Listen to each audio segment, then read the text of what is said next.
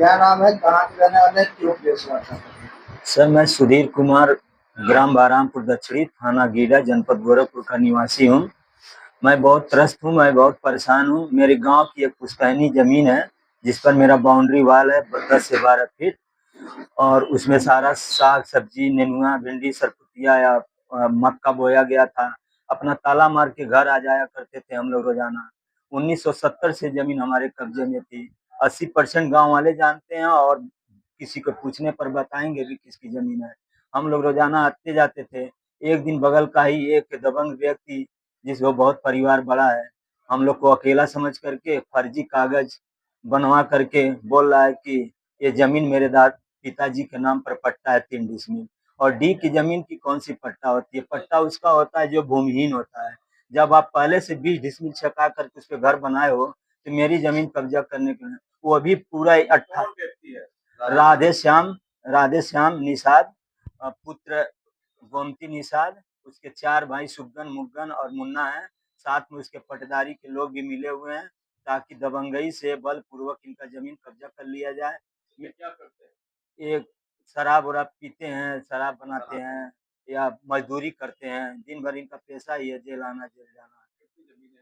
मेरी जमीन sir 5 decimal जमीन है, और उसमें पूरा मक्का का बोया था। इन्होंने गया और मैं हम लोग 3 धरवा रहे थे, और 3 धरवाते आते के रोक दिया, बोला कि मेरी जमीन है। उसके बाद चौकी पर गए हम लोग, तो चौकी इंचार्ज क्या कि हम ही लोग को उल्टा बैठा दिए। कितनी जमीन वो आपको बता रहा है?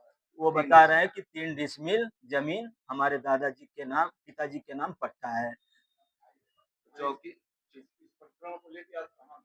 इस प्रकरण को लेकर पहले चौकी पर जाया गया, तो चौकी व प्रभारी क्या हुआ, हम ही को लोगों को बैठा दिए। फिर 2 दिन के बाद हम लोग घर पर आ गए शांति से। फिर रात में गुंडा बुलाया गया, मेरे घर के बगल से आए, बोले इस घर में गोली मार दूंगा, आग लगा दूंगा।